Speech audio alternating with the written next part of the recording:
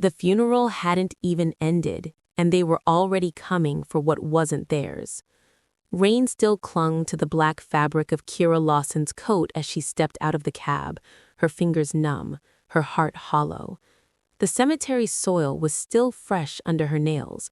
She hadn't even had time to breathe, to process the fact that her father, Colonel Adrian Lawson, was gone. And yet, standing across the street from his apartment building, she froze. Because they were already there. Her husband, Marcus Hale, and his mother, Gloria Hale, standing at the front door like vultures circling a corpse. "Kick it in," Gloria snapped, her voice sharp and impatient. "Half of this belongs to you now anyway." Kira's breath caught. "What?" Marcus hesitated only for a second before stepping forward, raising his foot toward the door. "Don't!" Her voice cracked through the silence like a gunshot. Both of them turned. For a split second, something flashed across Marcus's face. Shock, then guilt, then something colder. "Kira," he said, forcing a smile, "we thought you'd be at the cemetery longer." She stared at them, her pulse pounding in her ears. Her father was barely in the ground, and they were already trying to break into his home? That apartment wasn't just a place. It was everything. A warm, sunlit brownstone tucked into the heart of Chicago, filled with the scent of aged books, strong black coffee, and the faint trace of her father's sandalwood cologne. Every corner held memories, quiet evenings, laughter, long conversations that stretched into the night. Kira grew up there. Even at 31, she still felt like the little girl who sat cross-legged on the living room rug, listening to her father's deep, steady voice. Colonel Adrian Lawson had been a man carved from discipline and silence, a decorated officer, a man who spoke little, but when he did, every word carried weight. And yet, with her, he was different. Softer, warmer. She had been his world. Marcus, on the other hand, had once felt like her future. Simple, easygoing, safe. At least, that's what she had believed 5 years ago when she married him. He worked as a mechanic, she worked as a librarian. Their life was modest, predictable, peaceful. Until his mother entered every corner of it. Gloria Hale wasn't just overbearing, she was suffocating. From the very first day, she made her opinion clear. "She's too soft," Gloria muttered once, loud enough for Kira to hear. "Reads books all day but doesn't know how to run a real home." Kira smiled through it, swallowed it, tried to earn her approval. But no matter what she did, it was never enough. Then her father got sick, and everything changed. Kira moved into his apartment to care for him full-time. Long nights, hospital visits, medication schedules, watching the strongest man she knew slowly weaken. And during that time, Gloria started visiting more often. But she didn't come to help. She came to observe, to inspect, to measure. "This place," Gloria would murmur, running her fingers across antique furniture. "Prime location, spacious, valuable." Kira felt it then, that cold, creeping feeling, like something wasn't right. One evening, after Gloria and Marcus left, her father spoke. His voice was weaker than she'd ever heard it, but his eyes, sharp as ever. "Be careful with them," he said quietly. Kira frowned. "Dad, it's not like that." "That woman," he cut her off, his tone hard. "She doesn't look at people. She looks at what they own." Kira sighed, adjusting his blanket. "You're overthinking." But he didn't smile. "I've seen her kind before. And your husband," he paused. "He's not the man you think he is." Those words stayed with Kira, even after he was gone. Because that night, he died, and her world collapsed. Hospitals, machines, silence. Then, nothing. The days that followed felt unreal, blurry, heavy. Marcus and Gloria stayed close, too close. They helped with arrangements, handled calls, took over responsibilities. At first, Kira was grateful. She thought she needed them. until she started noticing things. Small things. Wrong things. "Where did your father keep the property documents?" Gloria asked casually one afternoon. I'm not sure. "The deed? Important papers? We need to organize everything." Something about her tone felt off. Too eager. Too focused. The next day, Marcus brought back her father's belongings from the hospital, and that night, Kira heard something, a click, from the bedroom. She stepped out of the bathroom and froze. Marcus and Gloria were standing over an open safe, papers spread out. Her father's papers. "What are you doing?" she whispered. They turned quickly, too quickly. "Oh, sweetheart," Gloria said, forcing a smile. "We thought you'd be at the cemetery longer." She stared at them, her pulse pounding in her ears. Her father was barely in the ground, and they were already trying to break into his home? That apartment wasn't just a place, it was everything. A later night, she sat alone in the living room. The apartment felt different, colder, like the walls themselves were trying to warn her. She remembered her father's words, "Be careful with them." Her fingers tightened around the armrest. Her grief was still there, heavy, crushing, but beneath it, something new began to rise, a feeling she couldn't ignore anymore. Not fear, not sadness, something sharper, something colder, suspicion. And deep down, she felt it. This wasn't over, not even close. Something had already begun, something dark, something dangerous. And if she didn't figure it out soon, she might lose everything her father left behind. They weren't grieving. They were hunting. The shift in Kira Lawson didn't happen all at once. It wasn't loud. It wasn't dramatic. It was quiet, like a switch flipping deep inside her chest. Because grief blinded you, but suspicion made you see everything. The next morning, the apartment felt unfamiliar. Not because anything had changed, but because now Kira was finally looking, really looking. Marcus stood in the kitchen, pouring coffee like nothing had happened, like he hadn't been digging through her father's safe just hours ago. "You didn't sleep," he said casually, not even turning to face her. Kira leaned against the doorway, arms crossed. "Neither did you." That made him pause, just for a second. Then he shrugged. "A lot on my mind." Yeah, she could imagine. Gloria arrived 30 minutes later, uninvited, as always. "Oh, sweetheart," she sighed dramatically, walking in like she owned the place. "You look terrible. You need rest. You can't manage all this alone." Kira forced a small smile. "I'm managing." Gloria's eyes flicked around the apartment, calculating, always calculating. "You say that now," she muttered, running her fingers along the bookshelf. "But this place, it's too much responsibility. Taxes, maintenance, legal issues." There it was again. That tone, that push. Subtle, relentless. Kira said nothing. She just watched. And for the first time, she noticed everything. The way Marcus avoided eye contact whenever legal matters came up. The way Gloria's voice sharpened when discussing ownership. The way they exchanged quick, silent glances when they thought she wasn't looking. Like they were speaking a language she wasn't supposed to understand.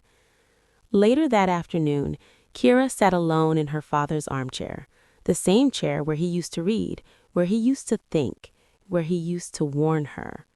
Her eyes slowly drifted across the room and stopped on something lying near the couch, a crumpled piece of paper. She picked it up, smoothed it out, and felt her stomach drop. "We buy houses fast. Cash offer. Close in 3 days." One line was circled in thick black ink. No complications, no questions. Kira's fingers tightened. Why would Marcus have this? Why would he need something like this now? That evening, she didn't wait. She didn't hesitate. She confronted him. "What is this?"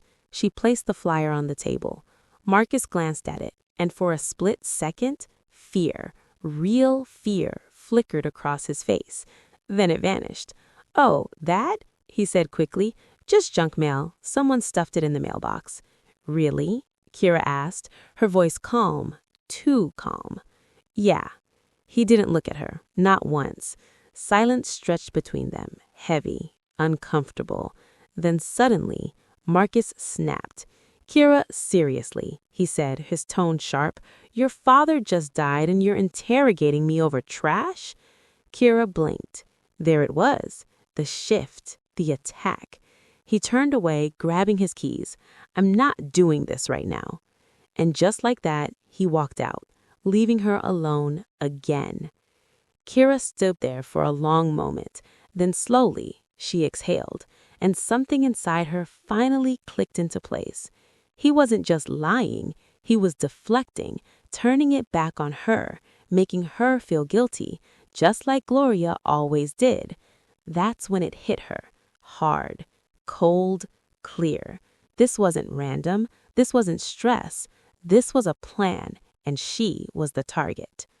That night, Kira didn't cry. For the first time since her father died, she didn't cry. She thought. Her mind, trained by years of organizing, analyzing, and piecing together information, began working differently, like a puzzle. Every detail, every word, every glance, the documents, the safe, the flyer, the pressure, the manipulation, it all pointed to one thing. They wanted the apartment. No, they needed it. But how far were they willing to go?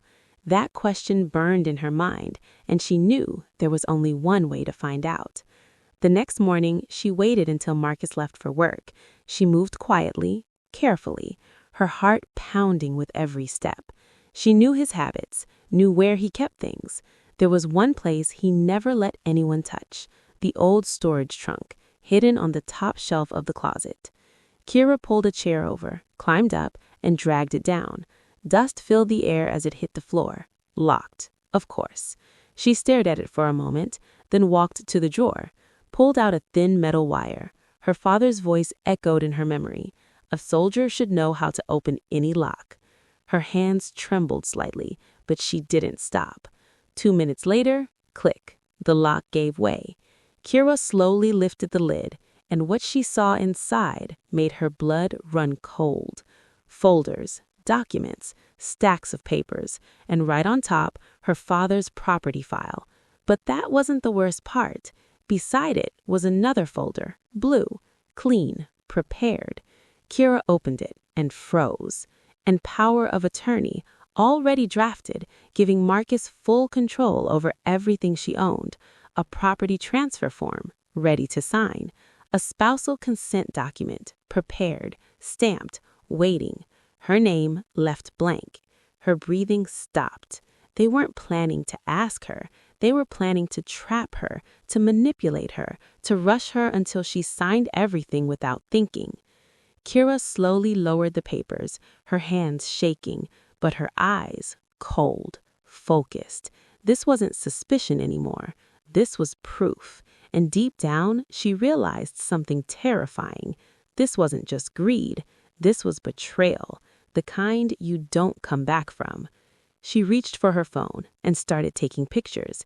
Every page, every signature, every detail. Because now the game had changed. They thought she was broken, weak, easy to control. But they were wrong. Very wrong. Kira closed the box, locked it, put everything back exactly the way it was. Then she stood there in the silence, her heart steady now, her mind clear. They had a plan, but now so did she. They thought she was broken. They had no idea. They had just created their biggest mistake. Kira Lawson didn't panic. She didn't scream. She didn't confront them, because now she understood something dangerous. The moment you show your enemy you know the truth, they change the game. And she wasn't ready for that. Not yet. That night, she played her role perfectly. Quiet, distant, fragile. Exactly what they expected. Marcus came home late. Too late. And for the first time, Kira noticed the small details she had ignored for years. The way he checked his phone constantly, The way he avoided standing too close to her. The way he spoke, carefully, like every word was calculated. "You okay?" he asked, dropping his keys. Kira nodded slowly. "Just tired." He softened immediately. Relief flashed across his face. Good. That meant he still believed she was weak. "Don't worry," he said gently. "I'll handle everything. You don't need to stress." There it was again, that word. Everything. Kira forced a faint smile. "I know." But inside, she was already preparing for war. The next piece of the puzzle came easier than she expected. Marcus had gotten careless, or maybe he was too confident, because the next morning, while hanging his jacket, something slipped out of his pocket. A phone. Not his usual one. A second phone. Kira froze. Slowly, carefully, she picked it up. No lock, no password. Her pulse started racing. She opened the messages, and what she saw made her stomach twist. A conversation between Marcus and Gloria. Short messages, cold, precise, like business partners. Gloria: "Did you get the forms ready?" Marcus: "Yeah, everything's set." Gloria: "Good, don't rush her. Let her trust you."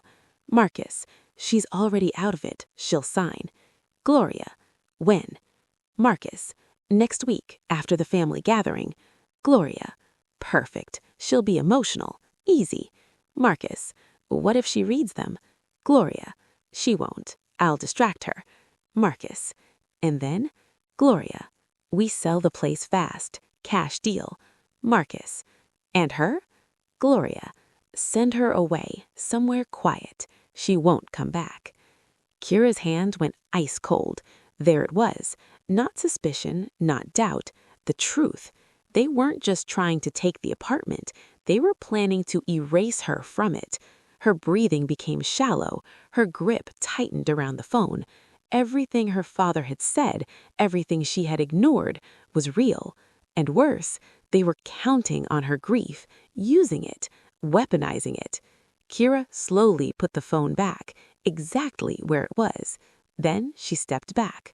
For a moment, just one moment, her knees almost gave out, because this wasn't just betrayal. This was war, and she was alone. Or was she? Her father's voice echoed in her mind again. "Find someone you trust." Kira closed her eyes, and suddenly a name surfaced. Tasha, her cousin. Sharp, fearless, connected, the kind of woman who didn't get played. Kira grabbed her phone, dialed. "Tasha, I need help." There was a pause. Then, "What happened?" Kira didn't hold back. She told her everything. The documents, the phone, the plan. Silence followed. Then, a slow whistle. "Damn," Tasha muttered. "That's not messy. That's criminal." Kira swallowed. "I know." "Okay," Tasha said, her tone shifting instantly, focused, sharp. "Listen to me carefully. Do not confront them." "I wasn't planning to." "Good, because right now you have the advantage. They think you're blind." Kira's eyes hardened. "I'm not." "I know. Now we make sure they regret that." For the first time since everything started, Kira felt it. Not fear, control. "You need evidence," Tasha continued. "Real evidence, not just photos, something that destroys them completely." "I already have messages," Kira said. "Good, but we go further." Kira leaned forward. "What do you mean?" "I mean," Tasha said slowly, "we let them walk straight into their own trap." Silence filled the room. Kira's heart started beating faster because suddenly she understood. They thought they were setting her up, but what if she flipped the entire game? "What do I do?" she asked quietly. Tasha's voice dropped, cold, precise. "You play weak." Kira's lips tightened. "You let them think they've already won." A slow breath escaped her. Then, Tasha said, "We destroy them." Kira stood there in the middle of the apartment, the same apartment they were trying to steal, the same place filled with her father's memories. But now, it felt different, not like a home, like a battlefield. And for the first time, Kira wasn't the victim. She was the one setting the trap. Next week, the family gathering, that was their plan, their moment, their move. But they didn't know something. That same day would be hers. And when it came, they wouldn't even see it coming. The trap wasn't just set. It was waiting, quietly, for them to walk straight into it. Kira Lawson didn't waste a single second, because now she knew time wasn't on her side. Next week, that was their deadline. The family gathering, the moment they planned to strike. So she had to strike first. That same night, after her call with Tasha, Kira sat alone in her father's apartment. But this time, she wasn't grieving, she was planning. Her mind moved fast, precise, cold. Every step had to be perfect. One mistake, and everything would collapse. The next morning, her phone buzzed. A message from Tasha. "Send me everything." Kira didn't hesitate. She sent photos of the fake documents, screenshots of the messages, details about the notary name printed on the papers. Everything. Minutes later, Tasha replied, "This notary is fake. I can already tell. I'll dig deeper." Kira exhaled slowly. Good. That meant they weren't just greedy, they were sloppy. But she still needed more proof, more control. And for that, she needed someone else, someone her father trusted. She walked to the bookshelf, pulled out an old leather address book, flipped through the worn pages until she found it. Cyrus Webb. Her fingers froze over the name. She hadn't spoken to him in years, but she remembered him clearly. Tall, quiet, sharp eyes that missed nothing. Her father used to call him my conscience. Kira stared at the number. Then slowly, she dialed. The phone rang once, twice, 3 times. Hello? The voice was deep, steady, familiar. Kira swallowed. "Mr. Webb, it's Kira, Adrian Lawson's daughter." Silence, heavy. Then his tone changed instantly. "Kira, I'm sorry about your father." Her throat tightened. "Thank you. I need your help." That was all it took. What happened? Kira told him everything, every detail, every piece of proof. He didn't interrupt, didn't question, just listened. When she finished, there was a long pause. Then he spoke. One word.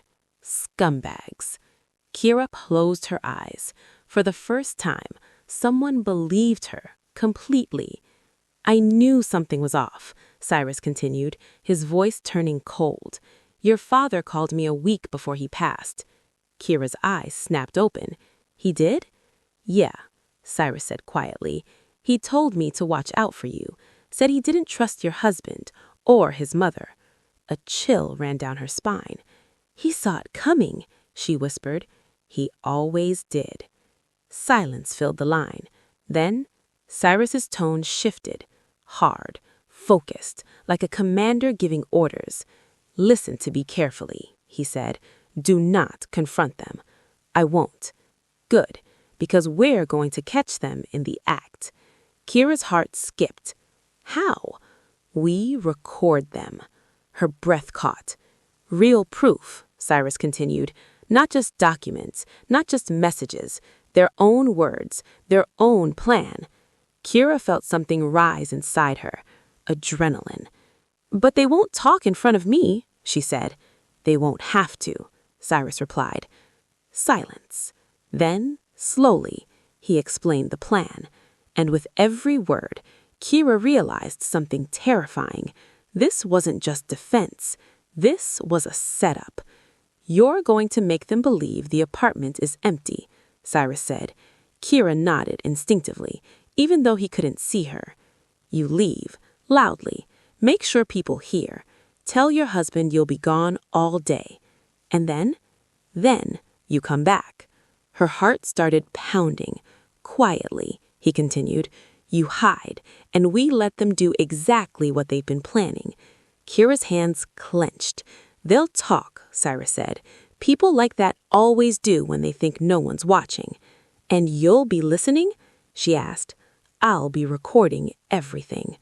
The room felt smaller, colder, but Kira didn't back down.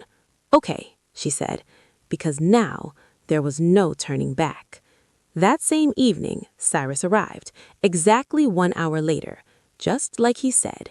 Kira opened the door, and there he stood, unchanged, sharp, controlled, dangerous in a quiet way.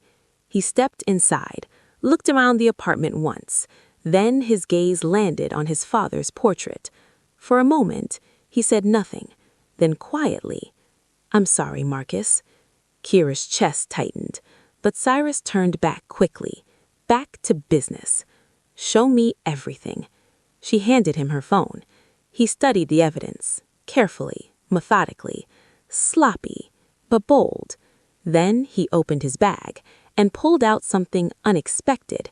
Small devices, tiny, almost invisible. What is that? Kira asked. Insurance, he replied. Within minutes, he moved through the apartment like a shadow, placing devices, adjusting angles, setting everything up. Hidden microphones, mini cameras, watching, listening, recording. Kira stood still, barely breathing, because suddenly her home didn't feel like a home anymore. It felt like a trap. And tomorrow, they were walking right into it. Cyrus packed up his equipment, then turned to her. Tomorrow, he said, you don't hesitate. You don't panic. Kira nodded. And no matter what you hear, he paused, you stay hidden. Her heartbeat echoed in her ears. I understand. Cyrus gave a small nod. Good. Then he walked to the door, stopped, and looked back at her. Your father raised a strong woman. Kira swallowed hard. Tomorrow, he added, we make them regret everything. The door closed behind her, and Kira was alone again. But this time, she wasn't afraid. She was ready. Because tomorrow, the truth would finally come out. And when it did, nothing would ever be the same. Tomorrow wasn't just another day. It was the day everything would either collapse or finally fall into place. Kira Lawson barely slept, not because she was afraid, but because her mind refused to slow down. Every detail of Cyrus's plan replayed over and over in her head: timing, movement, silence, control. One mistake. That's all it would take, and they would slip away. Morning came cold and gray. Perfect. Kira moved through the apartment slowly, deliberately. She made noise, opened drawers, closed cabinets, let the sound travel. She wanted them to hear it, to believe it. Marcus stood near the doorway, watching her. You're heading out? He asked casually. Kira didn't look at him. Yeah, she said, slipping on her coat. I need some air, maybe visit a friend. He nodded too quickly. Good, you shouldn't stay cooped up here. Good. That meant he was ready. Kira grabbed her bag, paused for just a second, then looked at him. You'll be here? Yeah, he said. I've got some calls to make. Of course you do. Kira forced a faint smile, then walked out, closing the door a little louder than necessary. She made sure her footsteps echoed down the hallway, made sure the building door slammed. Then she waited. 5 minutes. 10. 15. Her heart pounded in her ears as she quietly slipped back inside the building through the side entrance. Every step felt louder than it should. Every breath felt too heavy. She reached her apartment door, unlocked it slowly, silently, and stepped inside. Nothing. Silence. Too quiet. Kira moved carefully, exactly where Cyrus had instructed, into the storage room, behind the half-open door, hidden, invisible, waiting. Her phone vibrated once in her hand, a message from Cyrus. I'm watching. Stay still. Kira exhaled slowly. Then, footsteps. The front door opened. Her heart stopped. Marcus's voice. low, relaxed. Yeah, she's gone. Another voice followed. Gloria. Sharp. Satisfied. Finally. Kira's fingers curled into a fist. They walked further inside, their footsteps casual, unbothered, like this place already belonged to them. Lock the door, Gloria said. Click. Silence again. Then papers shuffling, drawers opening. She didn't suspect anything? Gloria asked. No, Marcus replied. She's still lost in her emotions. A pause. Then Gloria laughed. Cold, cruel. Good, that makes this easier. Kira's breath caught. Marcus lowered his voice. You sure this is going to work? Gloria snapped immediately. Of course it will work. I didn't come this far to fail now. Footsteps moved closer, closer to the living room. She signed the documents tomorrow, at the family gathering. Everyone will be there. She won't make a scene. And if she hesitates? A pause. Then Gloria's voice dropped. Darker. She won't. Kira felt a chill run through her entire body. What do you mean? Marcus asked. Another pause. Then Gloria said something that made Kira's blood run cold. I already spoke to the doctor. Silence. Marcus hesitated. What doctor? The one who treated her father. He still has access to certain medications. Kira's grip tightened around her phone. What kind of medications? Marcus asked slowly. Gloria sighed, like she was explaining something obvious. Something to calm her down. Make her cooperative. Kira's heart slammed against her chest. You're serious? Marcus whispered. I'm always serious. A heavy silence filled the room. Then Marcus spoke again. Lower. Uneasy. That's risky. Gloria scoffed. Everything is risky if you're weak. Another pause. Then, you want that apartment or not? Silence. Long. Heavy. Then Marcus exhaled. Yeah. That one word echoed like a gunshot in Kira's mind, because in that moment, she realized something horrifying. He wasn't being forced. He was choosing this, choosing greed, choosing betrayal, choosing her destruction. And after, asked Marcus quietly. Gloria didn't hesitate. We sell it immediately. Cash buyer, no delays. And Kira? A pause. Then Gloria said it. Cold. Final. She won't be a problem. Kira stopped breathing. What does that mean? Marcus asked. But Gloria didn't answer directly. People like her, she said slowly, they disappear into their own sadness, move away, start over. Another pause. Then, sometimes, her voice dropped even further, they don't recover at all. Kira's vision blurred, not from tears, from rage, pure, cold, controlled rage. Because now she understood everything. This wasn't just about stealing. This was about erasing her, completely. Her hands trembled slightly, but she didn't move, didn't make a sound, because Cyrus's words echoed in her mind. No matter what you hear, you stay hidden. And she did. Minutes passed, more talking, more planning, more lies. Every word, everything, captured, recorded, proof. Finally, footsteps. Let's go, Gloria said. We've done enough for today. The door opened, closed. Silence. Kira stayed frozen. 1 minute, 2, 15. Then her phone vibrated again. It's done, Cyrus. Kira slowly stepped out, her legs weak, her chest tight, but her eyes sharp, unbreakable, because now there was no doubt left, no confusion, no hesitation, only truth. And that truth was more than enough. She walked into the living room, looked around, at the same walls, the same memories, but everything felt different now.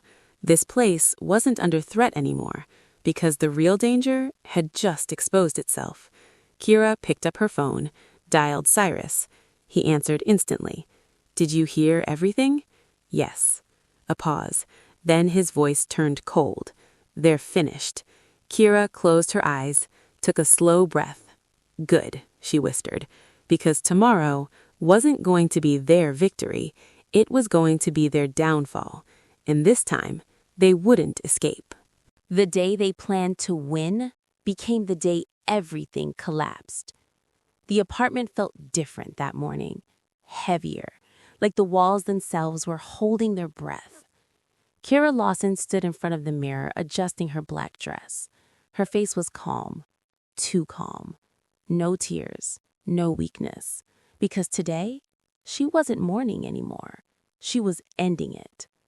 From the living room, she could already hear voices, relatives arriving, soft condolences, low conversations, plates clinking.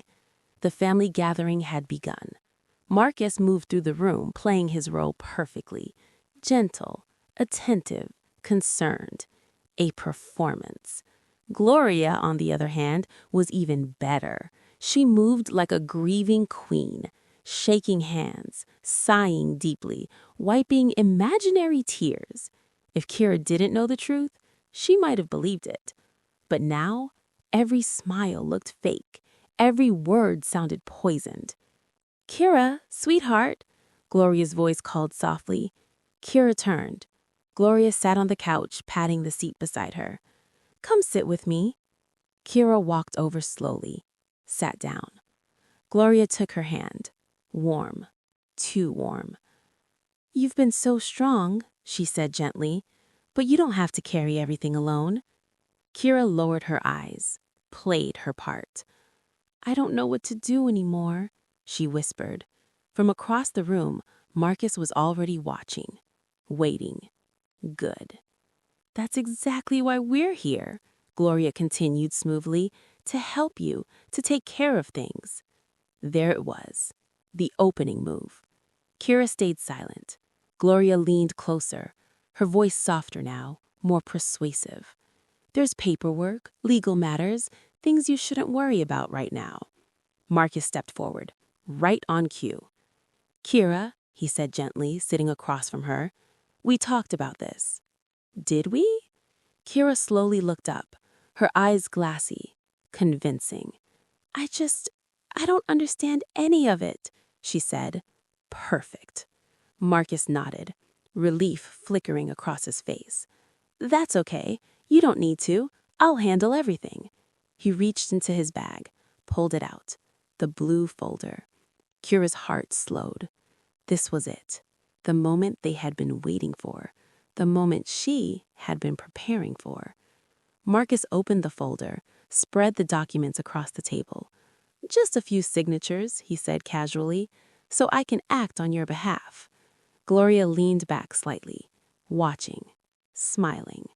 Predators at the edge of victory. Kira picked up the pen, her hand trembling. She looked at the papers, then at Marcus, then at Gloria. They leaned in, closer, closer. "Right here," Marcus said, pointing, "and here, and here." Silence filled the room. The air felt thick, heavy.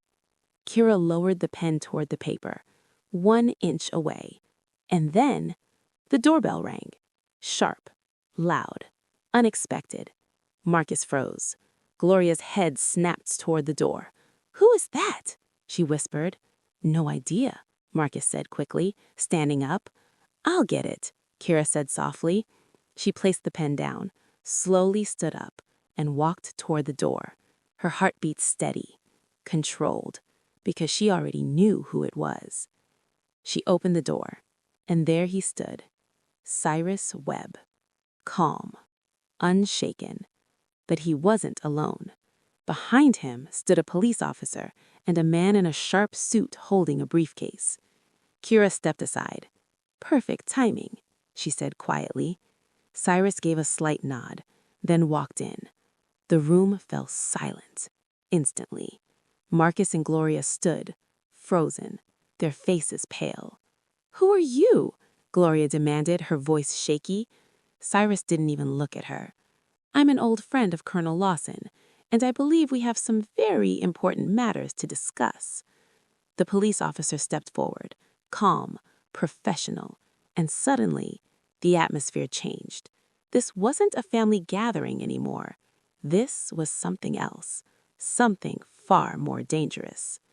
Cyrus walked into the living room, his eyes scanning everything. Then he looked at the table, at the documents, at the pen, and a slow, cold smile appeared.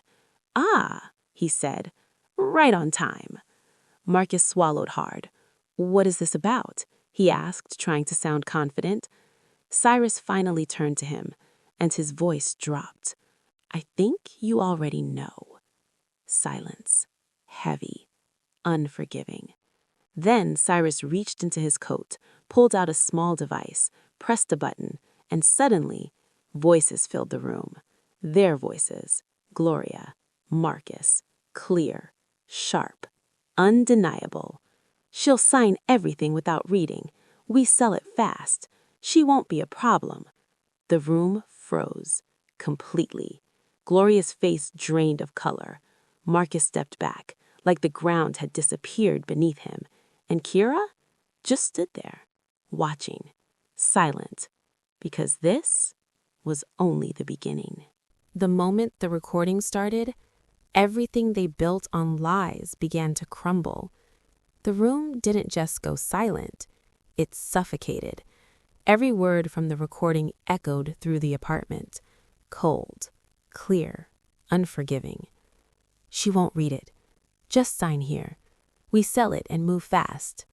Marcus's face turned pale. Not shocked, exposed. Gloria stood frozen.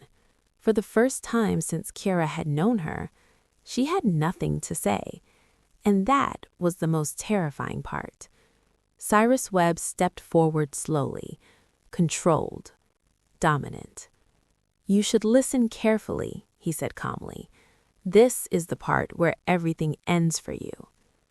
The police officer remained near the door, silent, observing, waiting. Marcus tried to speak, failed. Then finally, This isn't what it sounds like." Cyrus raised an eyebrow. "Oh?" he said quietly. "Then please, explain it." Marcus looked around, desperate, searching for something, anything to hold on to. "It's out of context," he said quickly. "We were just talking, just planning." "Planning what?" Cyrus cut in. Silence. Marcus's lips parted, but no words came out, because there was no explanation, only truth. Gloria suddenly stepped forward, her shock gone, replaced by something darker, anger. "This is ridiculous," she snapped. "You can't just walk into someone's home and play fake recordings." "Fake?" Cyrus interrupted. He turned the laptop toward her. "Would you like me to continue?" he asked calmly. Gloria's eyes flicked to the screen, then away, because she already knew. Cyrus didn't stop. He clicked again. New evidence appeared. Photos, the forged documents, the fake seals, the unsigned forms waiting for Kira. "This is what you prepared," Cyrus said, his voice turning colder. "Fraud, coercion, intent to steal property." Marcus staggered back slightly. Gloria didn't. She straightened, lifted her chin. "You have no proof she didn't agree to this," she said sharply. Kira finally spoke. "No," she said quietly. All eyes turned to her. "I didn't." Her voice wasn't loud, but it didn't need to be, because there was something in it now, something unbreakable. Marcus looked at her, really looked at her, for the first time in days, and what he saw wasn't the same woman. "Kira," he whispered, but she didn't move, didn't soften, didn't respond, because that version of her was gone. Cyrus stepped aside slightly, making space for the police officer.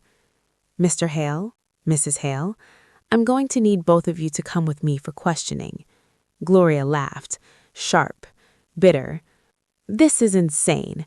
We haven't done anything." "Not yet, but planning to commit fraud, especially involving property, counts as conspiracy." Marcus shook his head. No, this can't be happening. But it was, because the truth didn't need permission, it just needed proof. And now, they had more than enough. Gloria's mask cracked, finally. You stupid girl. You think this changes anything? You think you've won?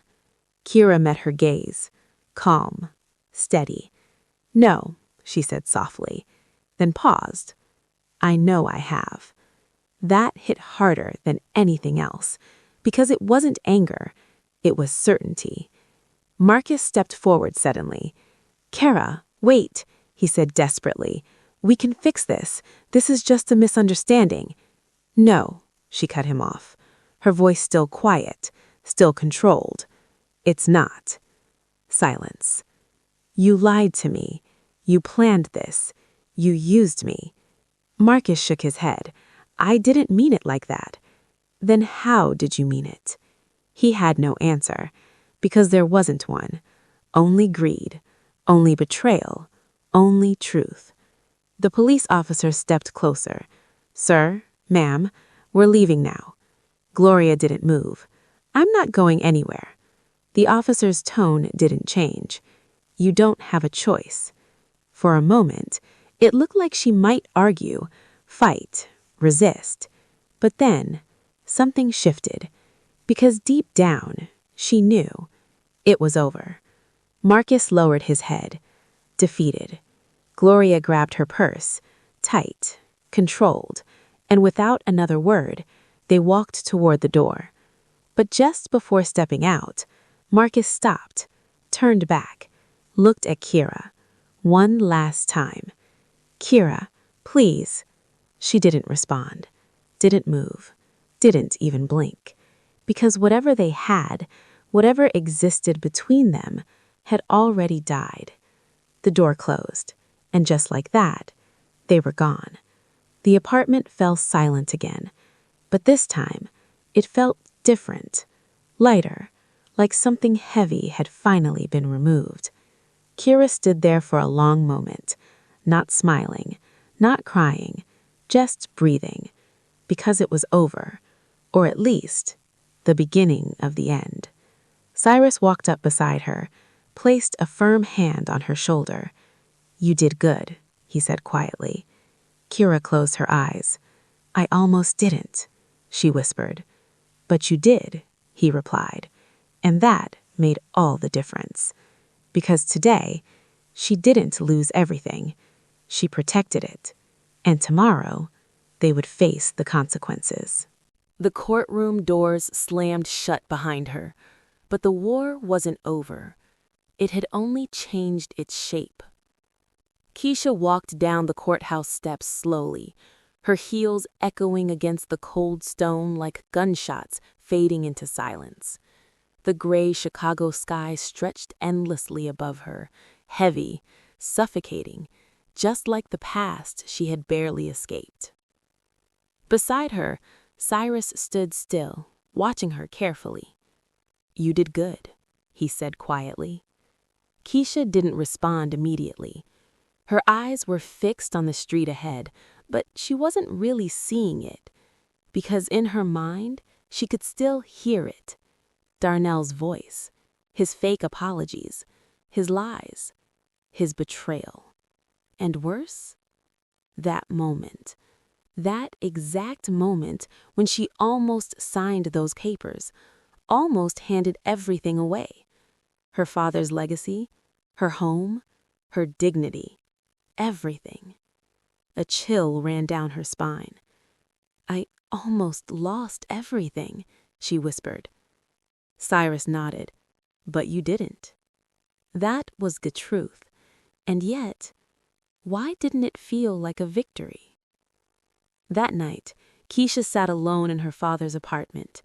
The silence was unbearable. No voices, no movements, no warmth, just echoes. She sat in his old armchair, wrapped in his wool blanket, staring at nothing. The same chair where he used to sit, the same place where he warned her. They're vultures. Her eyes filled with tears. You were right, Daddy, she whispered. A long pause. Then, suddenly, her phone buzzed. Unknown number. She hesitated, then answered. Hello? Silence. Then a voice she knew too well. Keisha, it's me. Her entire body went cold. Darnell. Her grip tightened around the phone. How did you get this number? I had to talk to you, he said quickly, desperation leaking into every word. Please, just listen. No, she said coldly. We have nothing to talk about. Yes, we do, he snapped, panic rising. I made a mistake, okay? I messed up, but I love you. Stop. One word. Sharp, final. Silence fell on the line. Then softer, almost broken. I didn't mean for it to go this far. Keisha closed her eyes. For a second, just 1 second, memories tried to creep in. The early days, the laughter, the promises. But then, another memory replaced it. Him pointing at the papers. Sign here. Her eyes snapped open. Cold. Empty. You didn't make a mistake, she said quietly. You made a plan. Keisha, you planned to steal from me. No, you planned to leave me with nothing. That's not true. It is. Her voice didn't shake. Not anymore. You just didn't expect to get caught. Dead silence. Then his tone changed. Less emotional, more calculating. So that's it? He said slowly. You're just going to destroy everything we had? Keisha let out a quiet breath. No, she replied. You already did that. Click. She hung up. And this time, there was no hesitation. She blocked the number. But the storm didn't end there. It only got worse. The next morning, her phone exploded. Calls, messages, voicemails, family, relatives, people who had stayed silent before now suddenly had opinions. Keisha, what are you doing? You're ruining your husband's life. Marriage has problems. This is normal. You don't send your own family to court. Her jaw tightened. Family? That word felt like a joke. Then came the worst one, Aunt Gail.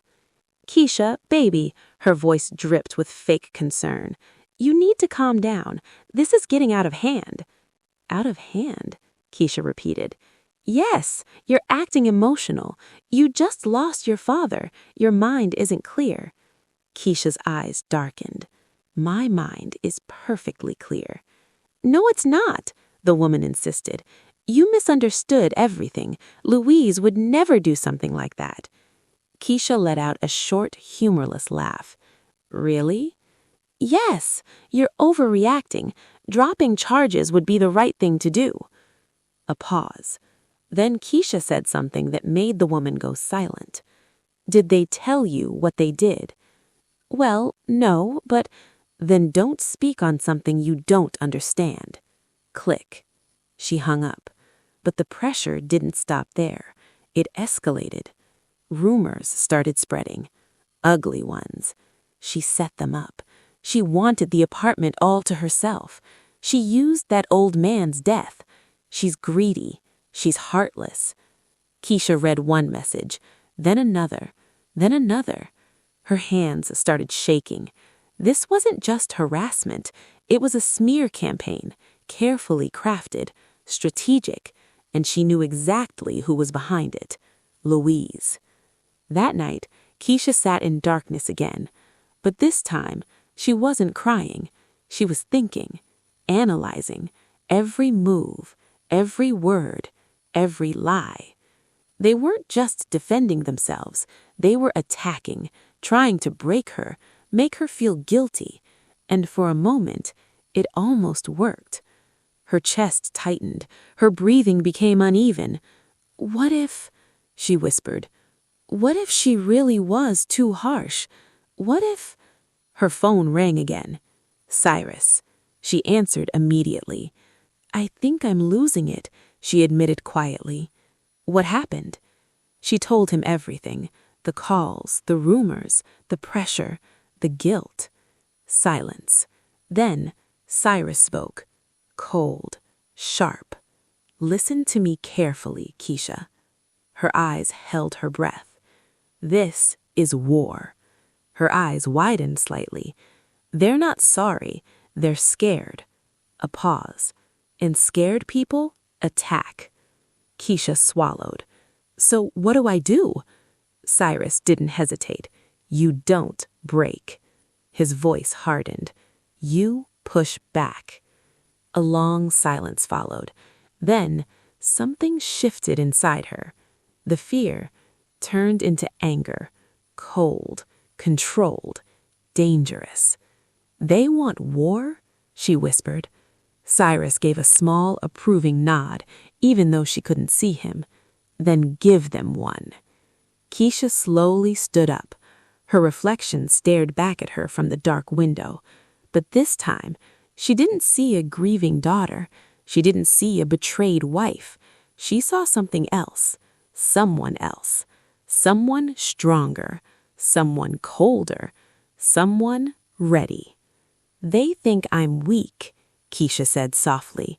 Cyrus's voice came like a final command. Good. A pause. Let them. Keisha's lips curved into a faint, chilling smile. Because they have no idea. Her eyes hardened. What's coming next? They thought the war was over. They thought they had already done enough damage to break her. They were wrong, because the next move belonged to Keisha. The very next morning, she woke up different. Not stronger, not calmer, colder, calculated, focused. She stood in front of the mirror, staring at her reflection for a long moment. No tears, no hesitation, no weakness. Enough, she whispered. And just like that, the victim was gone. Her first call was to Cyrus. I'm ready, she said. For what? He asked, though his tone already suggested he knew. To finish this. A brief silence. Then, good, he replied, because I've been waiting for you to say that. Within hours, they were sitting across from each other in his office. The atmosphere was different this time. Not defensive, strategic. Cyrus opened a file and slid it toward her. I did some digging, he said. Keisha looked down. Inside were documents, records, bank statements, phone logs. Her eyes narrowed. What is this? Your husband's real life. She started reading, and with every page, her heart didn't break. It hardened. Dating app conversations, expensive dinners, gifts, another woman. Her grip tightened. This was while everything was happening? She asked quietly. Yes, Cyrus replied, even after he got caught. Her jaw clenched. So while he was begging me for forgiveness, he was spending money on someone else. Silence. Heavy. Then she turned the page and froze. A bank transfer. $5,000. Date, the day after her father's funeral. Her voice dropped to a whisper. What is this? Cyrus leaned back. Payment. For what? For the fake notary. The room went completely still. For a moment, Keisha didn't move, didn't speak, didn't breathe. Then, slowly, she closed the file. Any last piece of doubt, any remaining emotion was gone, completely. I understand now, she said. Cyrus watched her carefully, and she looked up. Her eyes were different. No pain, no softness, just clarity. They're not desperate people who made a mistake. A pause. They're predators. Cyrus nodded once. Exactly. That night, Keisha sat alone again, but this time she wasn't drowning in silence. She was planning, piece by piece, step by step. She remembered every move they made, every lie, every manipulation, and she started connecting everything together like a puzzle. The fake documents, the notary, the text, the recordings, the bank transfers, the smear campaign. It wasn't just fraud, it was organized, intentional, deliberate, and that meant it could be destroyed. The next morning, she made 3 calls. First, to her lawyer. "I want to expand the case," she said. "On what grounds?" "Fraud, conspiracy, forgery, emotional damages, defamation." A pause. "That's serious." "So am I." Second call, to Tasha. "I need your help." "Always," her cousin replied instantly. "I want everything documented, every asset, every connection they have. I want to know exactly where they stand." Tasha let out a low whistle. "Oh, you're going all in." "Yes." A pause. Then Tasha smiled through her voice. "Finally." Third call, to Cyrus. "It's time," she said.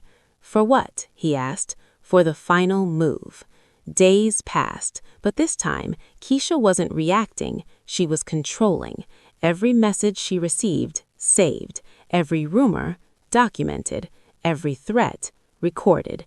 She turned their attack into evidence.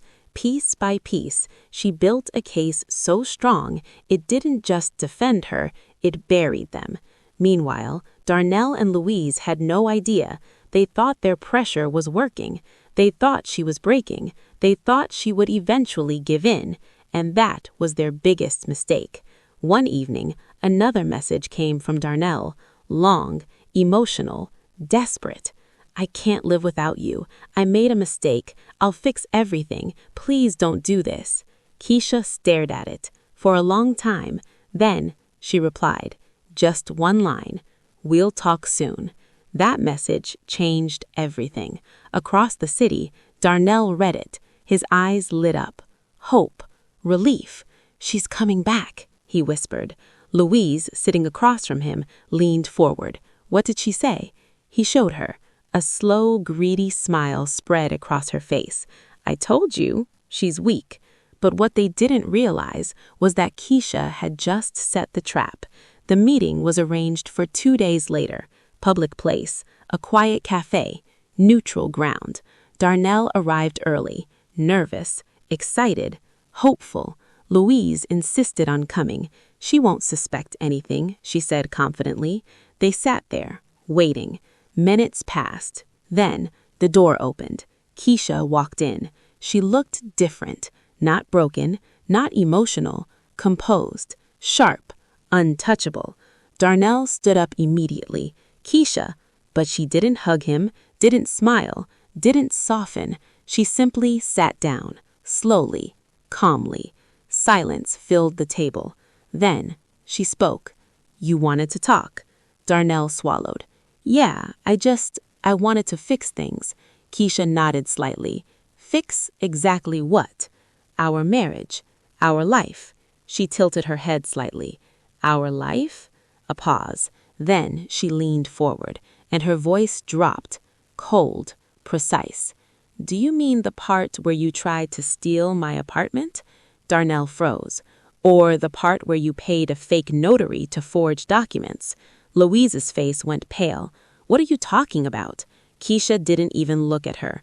"Or the part where you were dating another woman while pretending to beg for forgiveness?" Darnell's mouth opened, but no words came out. Because in that moment, he understood. This wasn't reconciliation. This wasn't forgiveness. This was the beginning of the end. Keisha slowly reached into her bag and placed a thick folder on the table. It hit the surface with a quiet, final sound. "What is that?" Louise asked, her voice shaking slightly. Keisha looked at them both, her expression unreadable. Everything. A pause. Proof. Silence. Heavy. Crushing. Then she stood up. "This is your last chance," she said calmly, "to tell the truth." Darnell's hands started trembling. Louise's eyes darted nervously because for the first time, they realized something terrifying. They weren't in control anymore. Keisha turned to leave, but before she did, she stopped. Without looking back, she said, "You wanted everything I had?" A pause. Her voice turned ice cold. "Now I'm going to take everything from you." And then she walked away, leaving them sitting there with nothing but fear. The moment Keisha walked out of that cafe, everything collapsed behind her.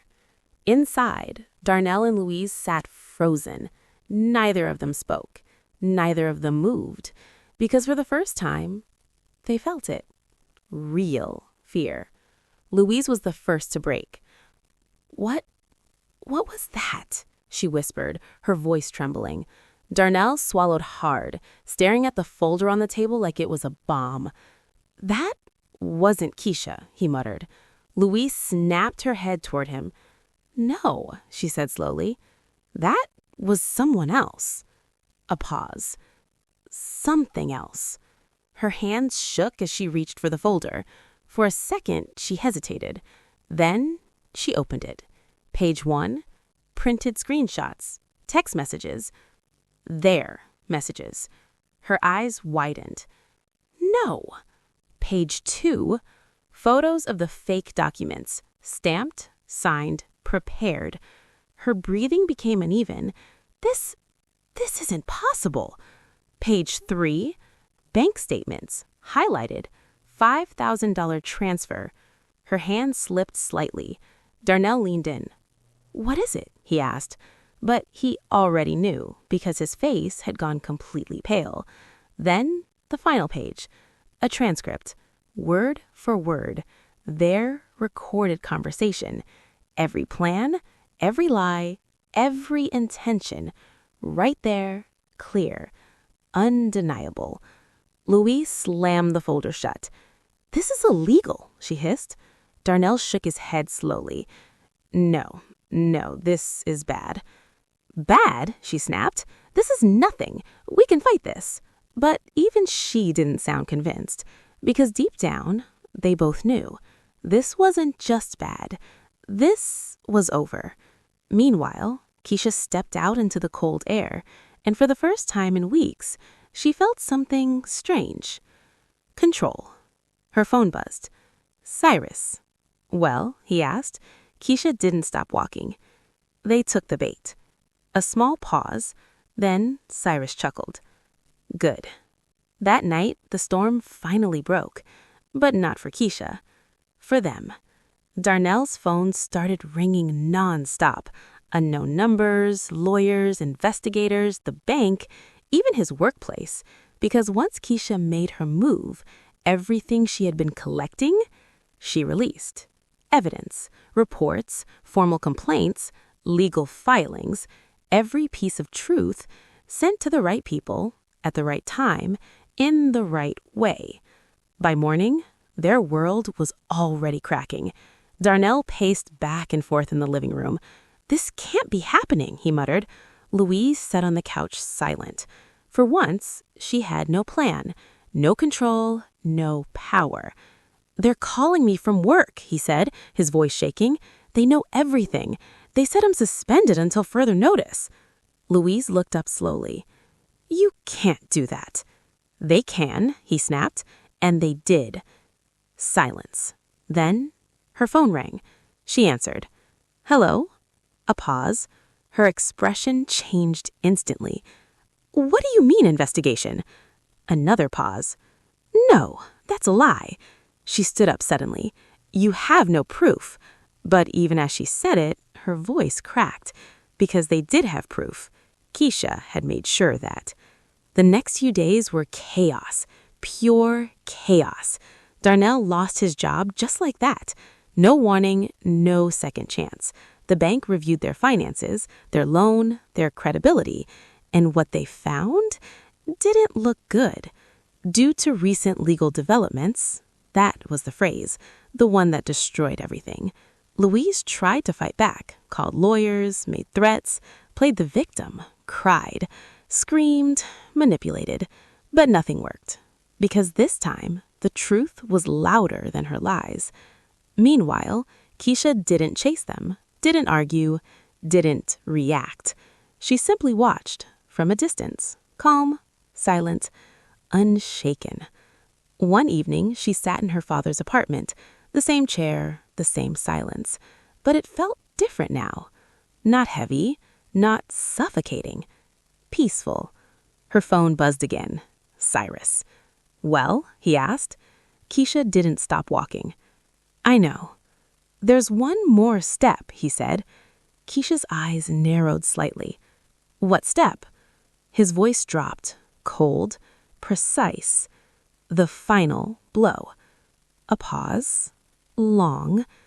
Heavy. Keisha didn't ask what he meant. She didn't need to, because she already knew. This wasn't just about winning anymore. This was about ending it. Completely. Her fingers tightened around the phone. What do I need to do? She asked. Cyrus didn't hesitate. Nothing. A small pause. I've already set it in motion. Keisha's heart skipped slightly. For when? His answer came like a quiet storm. Tomorrow. Keisha slowly leaned back in the chair, her father's chair, and for the first time, a faint, cold smile appeared on her face. Good, she whispered, because tomorrow, everything would end. The next day didn't begin with chaos. It began with silence. The kind of silence that comes right before something breaks. Darnell woke up to it. No calls, no messages, no noise. For a brief moment, he thought maybe it was over. Maybe the worst had passed. Maybe... He was wrong. At exactly 9:17 a.m., there was a knock on the door. Not loud, not aggressive, but firm. Final. Louise froze in the kitchen. Darnell looked toward the door, slowly. "Who is that?" she whispered. He didn't answer, because deep down, he already knew. The knock came again. This time, harder. Darnell walked toward the door, each step heavier than the last. His hand trembled as he reached for the handle, and when he opened it, his entire world collapsed. Standing outside were 3 people, a bank representative, a legal officer, and a uniformed police officer. "Mr. Booker?" the man in the suit asked calmly. Darnell couldn't speak. "Yes," he finally forced out. The man handed him a document. Official. Stamped. Irreversible. "What is this?" Darnell whispered. "You are being formally notified," the man said, his tone cold and professional, "that due to breach of financial trust and ongoing legal investigation, your mortgage agreement has been terminated." Darnell blinked. I don't understand." The man didn't react. Full repayment is now required immediately. Behind him, Louise stepped forward. "What nonsense is this?" she snapped. "We've paid everything on time." The bank representative turned to her. "Not anymore." Silence. Heavy. Deadly. "If payment is not made within 7 days, the property will be seized and placed under auction." The words hit like a bullet.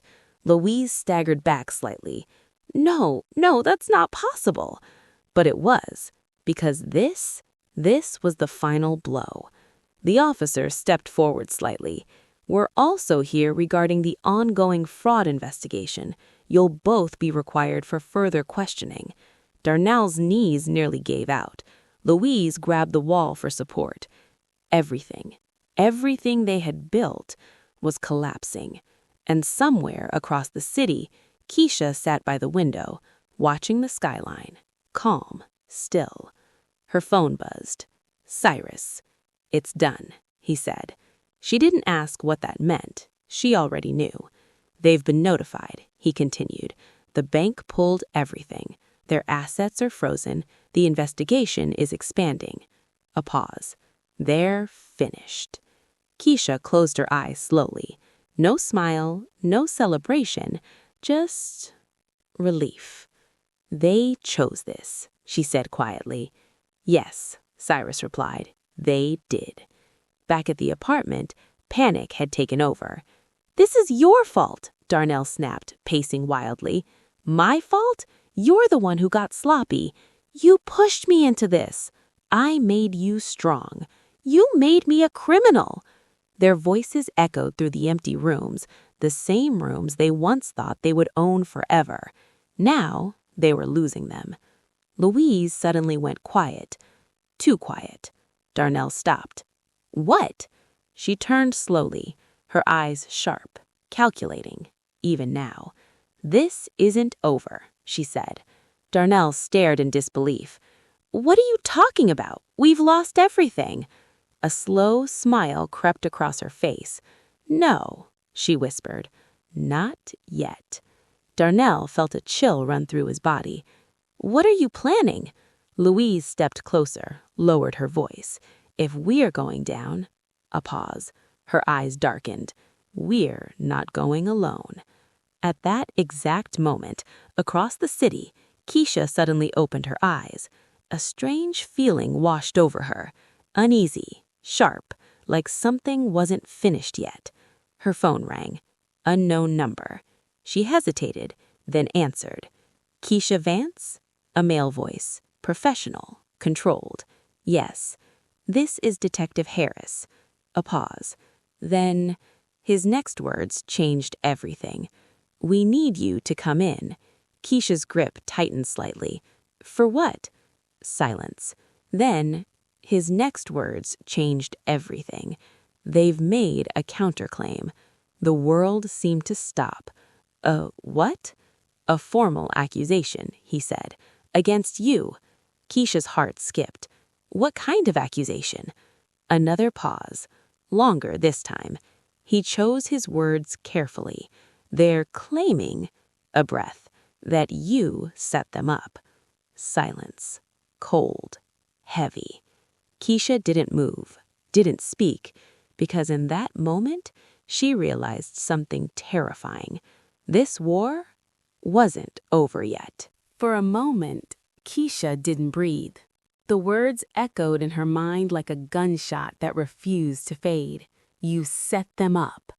She stood by the window, phone still pressed to her ear, eyes fixed on nothing. That's ridiculous, she said finally. Her voice was calm, but inside, everything sharpened. Maybe, Detective Harris replied, but it's still a formal claim, which means we have to investigate it. Keisha closed her eyes briefly. Of course, that was Louise. Even cornered, she attacked. When do you need me there? Keisha asked. Today. A pause. And, Ms. Vance, bring everything you have. The call ended. For a few seconds, Keisha didn't move. Then, she exhaled slowly and turned. Her reflection stared back at her again, but this time there was something new in her eyes. Not just control, not just anger, something sharper, more dangerous. Fine, she whispered. If they want one last fight, her jaw tightened. I'll give it to them. 2 hours later, she walked into the police station. The atmosphere was cold, clinical, unforgiving, just like the situation. Detective Harris sat across from her. A thick file rested on the table. He didn't smile, didn't greet her warmly. He was neutral, observing. Ms. Vance, I need you to understand something. Keisha sat still. I do. This isn't personal, he continued. It's procedure. They've accused you of manipulating evidence, staging recordings, and intentionally pushing them into committing a crime. Keisha almost laughed, but she didn't, because this wasn't funny. This was serious. They're lying, she said simply. Maybe, Harris replied, but I need proof of that. Keisha slowly opened her bag and placed a stack of documents on the table. Here's your proof. One by one, she laid everything out. The audio recordings, time-stamped, verified. The fake documents, with forged seals. The text messages, detailed, clear, damning. The bank transfer, $5,000, linked, traceable. The detective leaned forward slightly. His expression changed, just a little. Where did you get all this? He asked. Keisha didn't hesitate. I documented everything. A pause. Then she added quietly, because I knew they would try something like this. Silence filled the room. Harris flipped through the pages slowly, carefully, analyzing. Minutes passed. Then He stopped, looked up. They said you forced them. Keisha's eyes narrowed slightly. Forced them? Yes, he replied. They claim you manipulated them emotionally after your father's death, that you pushed them into discussing illegal actions just so you could record it. Keisha meaned back. For a moment, she said nothing. Then she spoke. Calm, cold, precise. So their defense, a slight tilt of her head, is that they're too weak to think for themselves? The detective didn't respond, but something in his expression shifted. They're adults, Keisha continued. They made choices. They planned everything before I even knew what was happening. She leaned forward slightly, her voice lower now, stronger. Our father's safe without permission. They created fake legal documents. They hired a fake notary. They discussed forcing me to sign papers. They planned to sell my home. And now, she finished, they want to call that a setup? Silence. Heavy. Unavoidable. Detective Harris closed the file slowly, then leaned back. I've seen a lot of cases. Keisha didn't move. And I'll be honest with you. A pause. This doesn't look like a setup. Keisha exhaled quietly. Not relief, just acknowledgement. It looks like, he tapped the file lightly, they got caught. A long silence followed. Then he stood up. I'll be submitting this to the prosecutor. Their counterclaim won't hold. Keisha nodded. But just as she stood to leave, he added something that made her pause. They're desperate, Ms. Vance. She turned slightly. And desperate people, a beat, do dangerous things. Keisha met his gaze, unshaken. I'm not afraid of them anymore. Harris held her eyes for a moment, then nodded. Good. She walked out of the station. The air outside felt colder, sharper, but cleaner. She had faced them, again, and this time they had nothing left. Or, so she thought, because across the city, in a small, dim apartment, Louise sat in silence. No panic, no screaming, no chaos. Just thinking. Darnell paced nervously. They didn't believe us. It's over. Louise didn't respond. Instead, a slow, chilling smile spread across her face. Not yet, she whispered. Darnell stopped. A cold dread filled his chest. What are you going to do? Louise finally looked at him, her eyes dark, cold, unfamiliar. The one thing she'll never expect. Pause. We took everything from us. Her voice dropped, almost a hiss. So now, her smile widened, we take something from her. At that exact moment, across the city, Keisha's phone buzzed. A message, unknown number. She opened it and froze. A photo, old, faded, of her as a child, standing beside her father. Her heart stopped. Then another message appeared. You forgot something, Keisha. Her hand started to shake because for the first time since all of this began, she felt it again. Fear. The phone almost slipped from her hand. Keisha stared at the screen, her pulse suddenly loud in her ears. That photo, it wasn't just any photo. It was private, old, personal, never shared online, only kept in one place, her father's apartment. Her breath slowed, but her mind raced. How did they get this? Another message appeared. Memories are fragile things. Keisha's jaw tightened. No, this wasn't random. This was deliberate, calculated. Her fingers moved quickly. She called Cyrus. He picked up immediately. What happened? I said, she said, her voice low but controlled, a photo from my childhood, from inside my father's apartment. Silence. Then, that's not possible, Cyrus said sharply. It is, she replied. I'm looking at it. A pause, short, heavy. "When did you leave the apartment last?" he asked. "Yesterday." "Did anyone have access?" "No." Another pause, longer this time.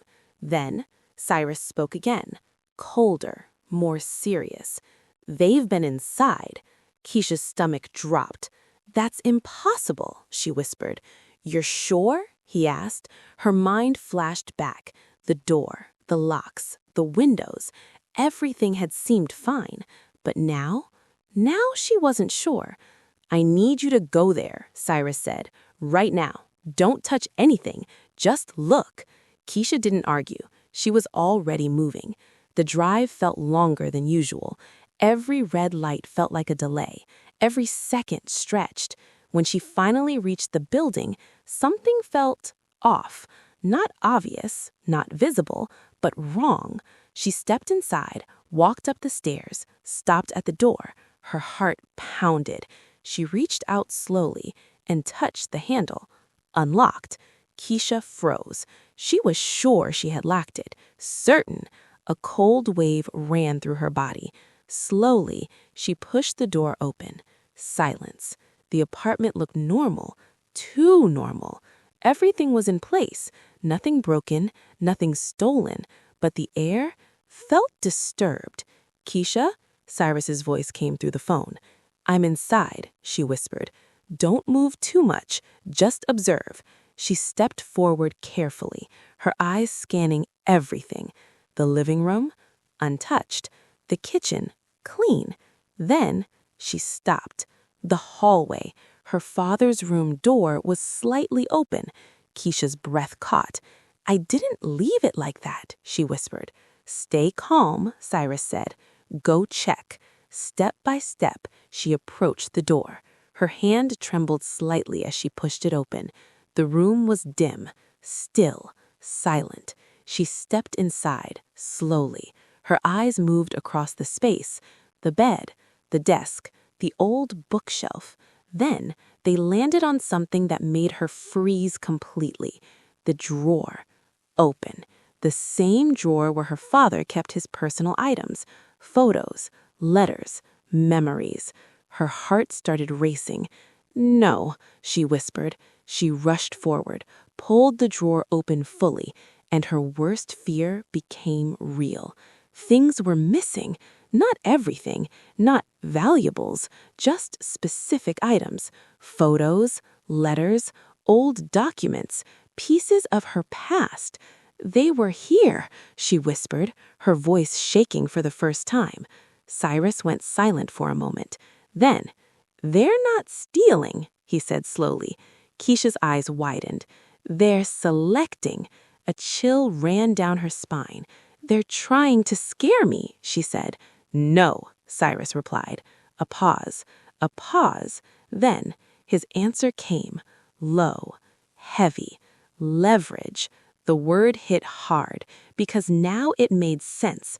The photo, the message, the break-in. This wasn't random. This was strategy. "They want something from me," Keisha whispered. "Yes," Cyrus said. "And they think this will force you." Keisha stood there in the middle of the room, her father's room, now violated. For a brief second, her vision blurred, her chest tightened. But then something shifted. Not fear, not panic. Anger. Cold, sharp, controlled. "They made a mistake," she said quietly. Cyrus didn't ask what she meant.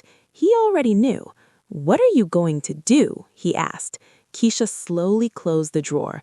Her voice dropped. "They crossed the line." A pause. And now her eyes hardened. "I'm done playing defense." At that exact moment, her phone buzzed again. Another message. She opened it. "We can make this all stop." A second message followed. "Meet us tonight."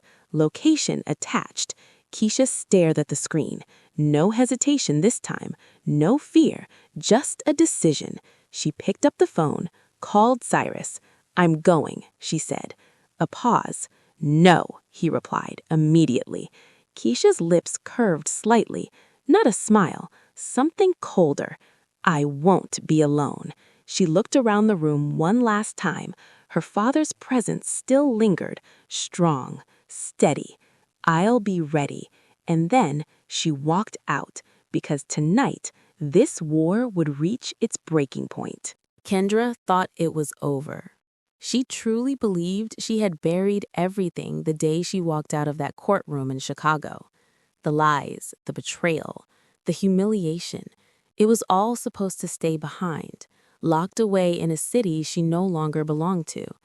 New York had given her something different, a fresh start, a quiet apartment filled with sunlight, a job she loved, and most dangerously of all, peace. But peace, she was about to learn, never comes without a price. It started with a phone call. Unknown number. Kendra almost didn't answer, but something, some instinct deep inside her, forced her thumb to press accept. Hello? Silence. Then a voice. Low. Familiar. Unwelcome. Kendra.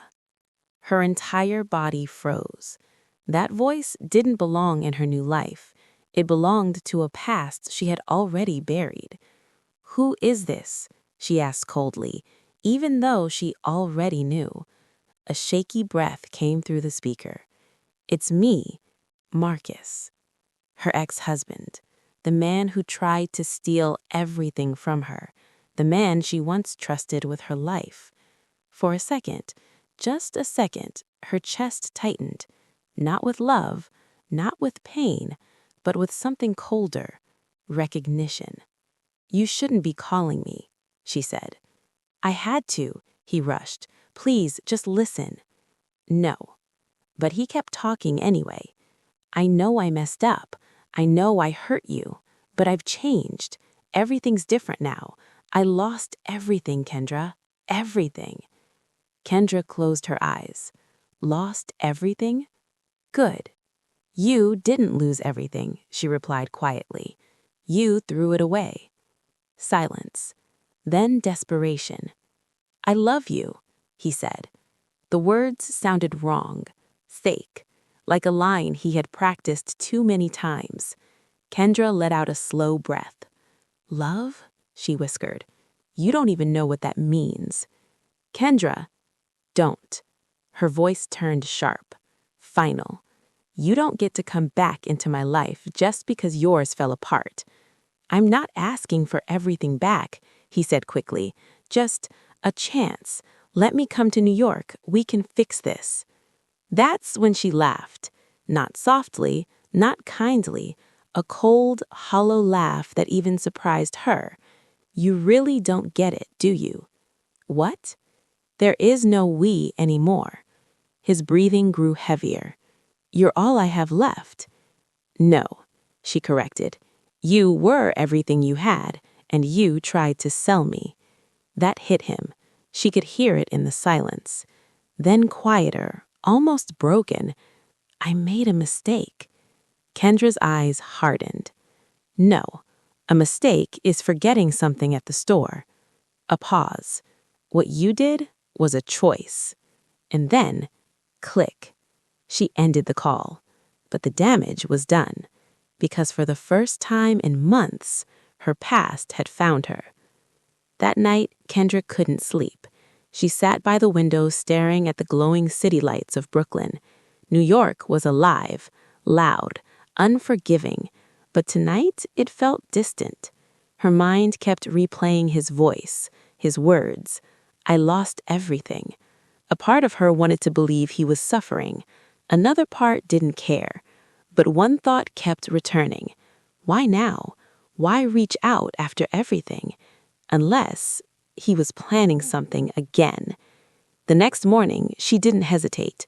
She made one call. Cyrus, I need to see you. 2 days later, she was back in Chicago, back in the city she swore she'd never return to. The cold air hit her like a memory she didn't want. Cyrus was waiting for her in his office. Same sharp eyes, same calm presence. The kind of man who always saw 10 steps ahead. You look stronger, he said, studying her. I am, she replied. Good, he nodded, because you're going to need it. Her stomach tightened. "What do you mean?" Cyrus didn't answer immediately. Instead, he slid a thick folder across the table. "Look." She opened it, and what she saw made her blood run cold. Bank statements, phone records, surveillance reports. All recent, Cyrus said. Her eyes scanned the pages, and then she saw it. Her ex-husband's name, repeated, over and over again. "This doesn't make sense," she whispered. "Oh, it does," Cyrus said calmly. She looked up. "What is this?" Cyrus leaned forward. "They didn't stop, Kendra." A chill ran down her spine. "They just changed their approach." Her grip tightened on the folder. "What do you mean?" Cyrus's voice dropped, serious, dangerous. "I'm saying your ex-husband isn't calling you because he misses you." A pause, a heavy, suffocating pause. "He's desperate." Kendra's heart started pounding, and desperate people do very dangerous things. She swallowed. What kind of things? Cyrus looked her straight in the eyes, the kind of look that carried warning and truth. "They're planning something again." Silence filled the room, thick, heavy, unavoidable. Kendra slowly closed the folder, her fingers trembling slightly, but her eyes, they were different now. Cold, focused, unbreakable. "So," she said quietly, "what's the plan this time?" Cyrus didn't smile, but there was something in his expression. Respect. "Now," he said, "we stop them before they even make a move." And just like that, the war wasn't over. It had only just begun again. The war was back. But this time, Kendra wasn't the same woman. She wasn't grieving, she wasn't blind, and she definitely wasn't alone. Cyrus stood by the window, arms crossed, watching the cold Chicago streets below. "They're desperate," he said calmly, "and desperation makes people sloppy, but also dangerous." Kendra sat across from him, the folder still open in her hands. Every page felt like a warning. "They lost everything," she said. "What could they possibly still want from me?" Cyrus turned. "You." Her breath caught. "Not you as a person," he clarified. "You as an opportunity." Kendra frowned. "Explain." Cyrus walked back to the table and tapped one of the documents. "Your name is still tied to multiple assets, including the Chicago property transactions and some remaining legal filings." She nodded slowly. "So?" "So, if they can somehow get access to your identity again, even briefly," her eyes widened, "they can try to manipulate ownership records, loans, or even fraudulently transfer assets." A cold realization hit her. "They're not trying to come back into my life. They're trying to get back into your finances." Cyrus finished. Silence. Heavy. Dangerous. Kendra leaned back, exhaling slowly. "So what's their move?" Cyrus smirked slightly. "That's the interesting part. We don't wait to find out." She looked at him. "What do you mean?" "We bait them." Her eyes sharpened. Now this, she understood. "How?" she asked. Cyrus reached into his briefcase and pulled out a single document, a property notice. Kendra scanned it, and then looked up, confused. "This says I'm planning to sell the Chicago condo." "Exactly," Cyrus said. "But I'm not."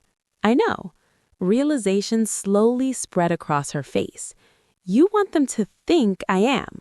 Cyrus nodded. "We leak just enough information, make it look like you're handling a high-value transaction alone, and they'll try to intercept it, like flies to sugar." Kendra stood up, her pulse quickening, adrenaline rising. "So we give them exactly what they want," Cyrus smiled slightly, "and catch them in the act." The plan moved fast. Within 48 hours, rumors began spreading, carefully planted, quietly guided. Kendra Vance was selling her Chicago property privately, quick deal, minimal legal oversight. Exactly the kind of opportunity desperate people dream about. Back in New York, Kendra played her role perfectly. She made calls in public, mentioned the sale casually at work, even posted a vague update online. Everything looked real, natural, believable. But inside, she was waiting, watching, counting the hours. 3 days passed. Nothing. 4. Still nothing. By the 5th day, even Kendra started doubting. What if they don't take the bait? Kendra asked Cyrus over the phone. They will, he said calmly. People like them always do. And then, on the 6th day, it happened. Her email pinged. Unknown sender. Subject line. Regarding property sale. Urgent legal matter. Kendra's heart skipped. She opened it. A professionally written message. Too professional. From a legal consultant claiming there was an issue with her property documentation and that immediate authorization was required to proceed. Attached, documents, power of attorney forms, transfer authorizations, digital signature requests. Kendra stared at the screen, then slowly smiled. They took the bait. Within minutes, she was on a call with Cyrus. Don't respond yet, he instructed. Forward everything to me. She did. Seconds later, his voice came back, sharp, certain. Same structure as before, same trick, just updated. And the sender? Fake identity, but the routing, the digital fingerprint. A pause. Then, got them. Kendra stood up, her heart racing. Who? Cyrus's voice dropped, cold, precise. Your ex-husband and his mother. A wave of emotion hit her. Not shock, not pain. Something else. Something stronger. Confirmation. They really didn't learn, she whispered. No, they escalated. The next step was simple and devastating. Kendra replied. Her fingers hovered over the keyboard for a moment. Then she typed, I understand. Please proceed with the documents. I'll sign everything today. Send. Silence. Then the hook was set. Cyrus moved fast. Authorities were alerted. Digital tracing activated. Every move they made, monitored, recorded, documented. Hours later, another email arrived. More instructions. A link. A secure portal. Sign here. Kendra didn't click it. Instead, Cyrus did, from a controlled system under surveillance. And just like that, the trap snapped shut. Because the moment they tried to finalize the fraudulent transfer, they exposed everything. IP addresses, bank routing paths, fake accounts, even their location. They're not even being careful anymore, Cyrus muttered, because they're desperate. Minutes later, law enforcement moved. Somewhere in Chicago, a door was kicked open, voices shouted, chaos erupted, and just like before, they were caught. But this time, it was worse, much worse, because now they weren't just planning a crime, they were executing one. Back in New York, Kendra stood by her window again, phone in hand, Cyrus on the line. It's done, he said. Her eyes closed slowly. A deep breath escaped her lips. Really done this time? A pause. Then, yes. Kendra looked out at the city, the lights, the life, the future, and for the first time since that call, she felt it again. Not fear, not anger, control. But deep down, a quiet voice whispered something else. What if this isn't the end? Because sometimes the final move is the most dangerous one. This time, it really was the end. The news didn't come loudly. There were no dramatic calls, no sudden confrontations, just a single message from Cyrus. It's finished. Kendra read it twice, then a third time, as if her mind refused to believe something so simple after everything she had been through. She called him immediately. "What does that mean?" she asked. Cyrus's voice was calm, steady, like always. "It means they crossed the line this time. There's no walking it back." Kendra leaned against the wall, her heart beating slowly now, not racing like before. "Tell me." A pause. Then, they were arrested during the transaction attempt. Digital fraud, identity theft, conspiracy, multiple charges. Kendra closed her eyes. "And?" "This time," Cyrus said quietly, "there's no probation." Silence. Her grip tightened on the phone. "How long?" "Years, Kendra." That word echoed. Years. Not weeks, not months. Years. For a moment, she expected to feel something. Relief, satisfaction, maybe even happiness. But instead, there was only stillness. "Are you okay?" Cyrus asked. Kendra looked out the window at the endless stretch of New York. "I thought I'd feel different," she admitted. "That's normal." "I don't feel anything." Cyrus didn't respond immediately. When he did, his voice was softer. "That's because this was never about them." Kendra frowned slightly. "What do you mean?" "This wasn't about revenge or punishment," he said. "This was about you surviving and taking your life back." Those words stayed with her, long after the call ended. That evening, Kendra walked through the streets of Brooklyn, alone, but not lonely. The city buzzed around her. Cars, voices, lights, life moving forward, just like it always does. And for the first time, she wasn't looking over her shoulder. Days passed, then weeks, and slowly, something inside her began to change. The tension she had been carrying for months started to fade. The fear disappeared. The anger lost its weight. And in its place, something unfamiliar returned. Peace. Real peace. One afternoon, while working in the quiet corner of the library, Kendra met him, Ethan Cole, an archivist from another department. He wasn't loud, wasn't flashy, but there was something about him.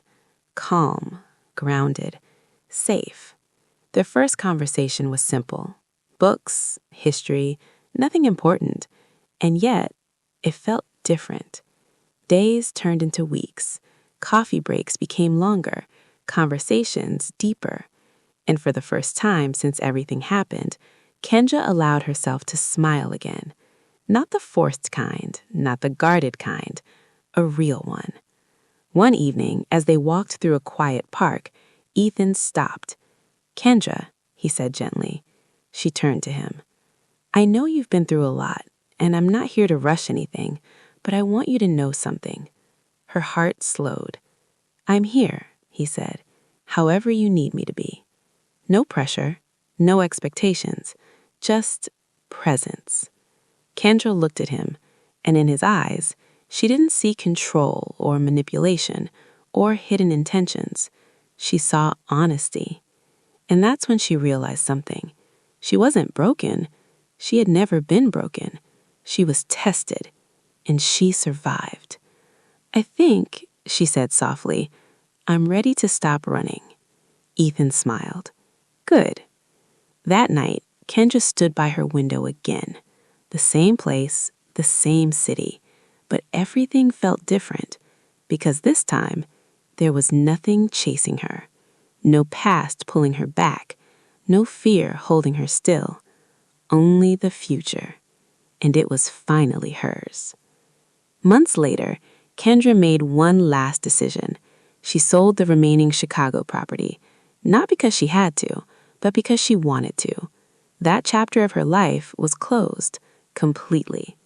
With the money, she didn't just invest in herself. She donated a portion to legal aid organizations, helping people who couldn't defend themselves from fraud, people like she once was, turning her pain into purpose. Years passed. Kendra built a life she once thought was impossible, a life filled with calm mornings, laughter, and people who truly cared. She didn't forget what happened, but it no longer defined her. Because in the end, the greatest victory wasn't destroying her enemies, it was refusing to become like them. One evening, sitting in her quiet home, Kendra found her father's old journal. The last page, the final words he had written. "I just hope she's strong enough to stand when the world tries to break her." Tears filled her eyes, but this time they weren't from pain, they were from pride. "I did, Dad. I stood," and she never fell again.